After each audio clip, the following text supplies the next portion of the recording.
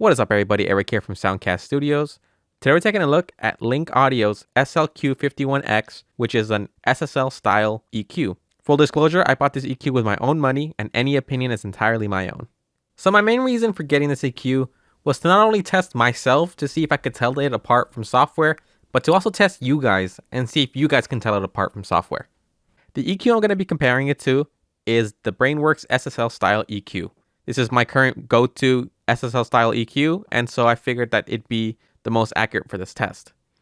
I mixed a song using both the EQs and matching the EQ curves to the best of my ability. Now I'm going to play those sound samples for you guys, but I'm going to do it in a blind test manner. And so just decide which one you like more. Do you like A more or B more? And at the end, I'll tell you which one was software and which one was hardware. So let's get to it.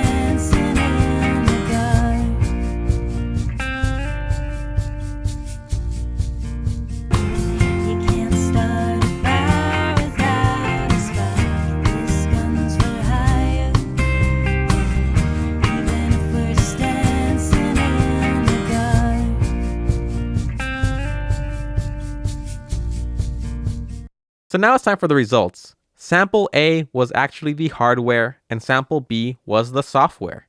I did a blind test off camera to see if I could tell the difference between them, and I was able to consistently tell the hardware apart from the software. They are close, but the number one thing, at least to my ears, that I'm hearing between them is in the top end.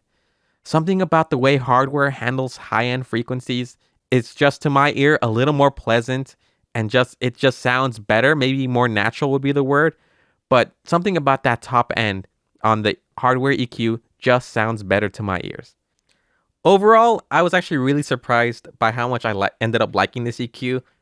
I was kind of under the impression that analog and software EQs were more or less similar, but this EQ really changed my mind about that, and I might be diving more into EQs now. Now the workflow that I've had using this EQ, I felt like while mixing the song with the hardware, I was able to make this video relatively quickly, because the workflow is just so much faster. Overall, I'm a really big fan of this EQ. I like the workflow of it, and two, I think it just sounds a little bit better than the software.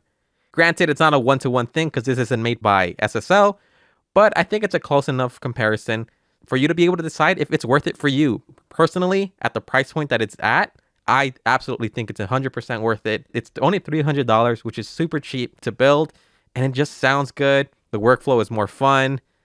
And I was just really surprised by how much I ended up liking it.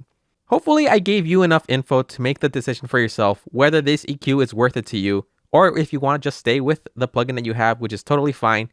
You could make a great mix using either. So that's going to be the end of this video. In the comment section below, let me know what you liked, what you didn't like, and what you thought I could have done better. And I'll see you all in the next video.